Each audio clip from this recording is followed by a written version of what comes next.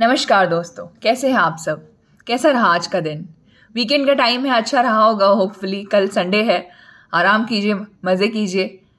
Friends, आप last year कहीं घूमने गए थे क्या? अगर गए थे तो कमेंट सेक्शन में लिखिएगा ज़रूर। शादी के कुछ महीनों के बाद मैं और मेरे हस्बैंड मसूरी गए थे। मुझे थोड़ा एडवेंचरस स्पोर्ट्स का ज़्यादा ही शौक है और मेरे हस्बैंड डरते हैं, क्या किया जाए। तो हम मसूरी लेक के जस्ट बगल में, वहाँ पे ऊपर जिप लाइनिंग होता है एंड बगल में जाइंट स्विंग है। तो पहले मैंने जिप लाइन किया, बहुत मज़ा आया, डर भी लगा लेकिन अच्छा लगा कुछ नया करके।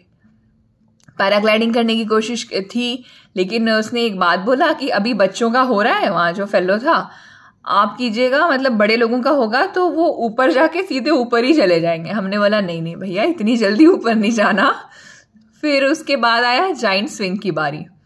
अब उसमें क्या था, सुबह का टाइम था, कोई हिम्मत कर ही नहीं पा रहा था जाने का। वो जिन्होंने ट्राई किया होगा उन्हें मालूम होगा, वो एक झूला टाइप्स रहता है एंड 180 डिग्री जाकर वो हुक एक तरह से खुलता है एंड वो पूरा आपको सेमी सर्कल में आपको झुलाता है एंड उसमें डर ऐसा लगता है ना कि अगर कुछ हुआ फिर तो बचने का सोचना भी नहीं है।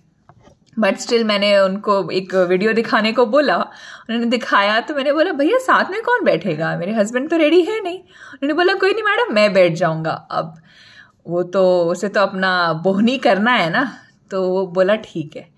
अब उसके बाद जब हम बैठे और ब्रेथ टेकिंग एक्सपीरियंस फ्रेंड्स, बहुत ही खतरनाक, बहुत ही मज़ेदार।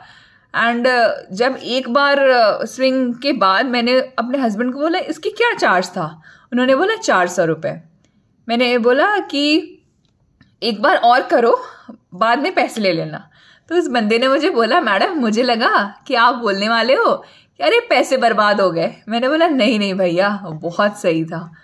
उसके बाद मेरे स्विंग के ट्राई करने के बाद बहुत से लोगों ने ट्राई किया हिम्मत करके, लेकिन मैंने एक चीज़ वहाँ पे महसूस की कि मैं अपने हस्बैंड को रिक्वेस्ट करते रह गई कि आप ट्राई कर लो, बट उन्हें बहुत ज़्यादा डर था ना। आखिरी में फिर मैंने भी उनके डिसीजन को एक्सेप्ट किया। मैंने बोला चलो कोई नहीं, सबका अपना अपना कंफर्ट जोन होता है, इतना क्यों किसी को टॉर्चर करने का है।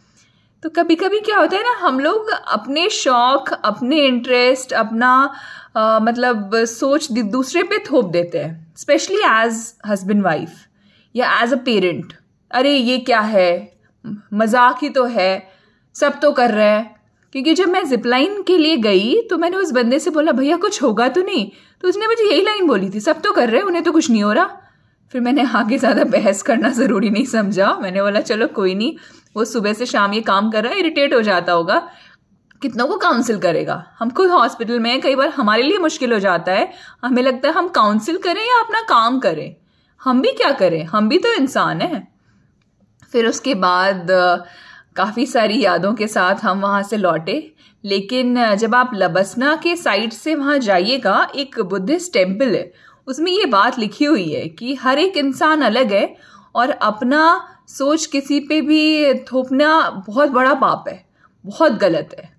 तो अगली बार जब, क्योंकि आपने कुछ पता नहीं है बचपन में आपने कितने झूले झूले होंगे, आपके पेरेंट्स ने शायद आपको सपोर्ट किया होगा उन सब चीज़ों में एंड वो उनके लिए इतना कुछ इशू नहीं रहा होगा, बट सामने वाले के पेरेंट्स का क्या सोच रहा होगा, थिंकिंग रहा होगा, वो ज़्यादा पॉजिटिव रहे होंगे, वो बच्चा भी शुरू से वैसा फ्रेंड सर्कल नहीं मिला होगा एंड एक टाइम के बाद आपको डर लगता है कि कहीं मुझे कुछ हो गया तो मेरे फैमिली वालों का क्या होगा। तो ये सिर्फ in terms of husband wife नहीं है, बाकी भी काफ़ी सारे रिश्ते होते हैं जहाँ पे आपको ध्यान देना है इस बात का। और इस कारण से मैं बहुत दिनों के बाद सीखी थी। एडवेंचरस स्पोर्ट्स में मुझे इतना भी डर ना लगे, लेकिन स्कूटी चलाने में लगे अरे कहीं हाथ पैर टूट गया फिर क्या होगा, because I have got 2 pets. मुझे लगता था अगर कुछ हो गया तो कोई आके मेरा केयर करेगा, इनका केयर करेगा ना, क्यों मैं किसी पे बर्डन बनूंगी। यही सब होता है दोस्तों। लेकिन अगर हो सके, थोड़ा बहुत हिम्मत हो तो कभी कभार अपने कंफर्ट जोन से, इफ़ पॉसिबल, आप कंफर्टेबल हैं तो कोशिश कीजिएगा ट्राई करने का, क्योंकि जीवन आखिरी में एक क्या पैकेज है मेमोरीज का। जितना ज़्यादा आपकी मेमोरीज ऐड होंगी उतना ज़्यादा आपको जब कल के गए जाएंगे ना ऊपर, आखिरी मोमेंट पे लगेगा बस जी भर के जिया ये जीवन। धन्यवाद।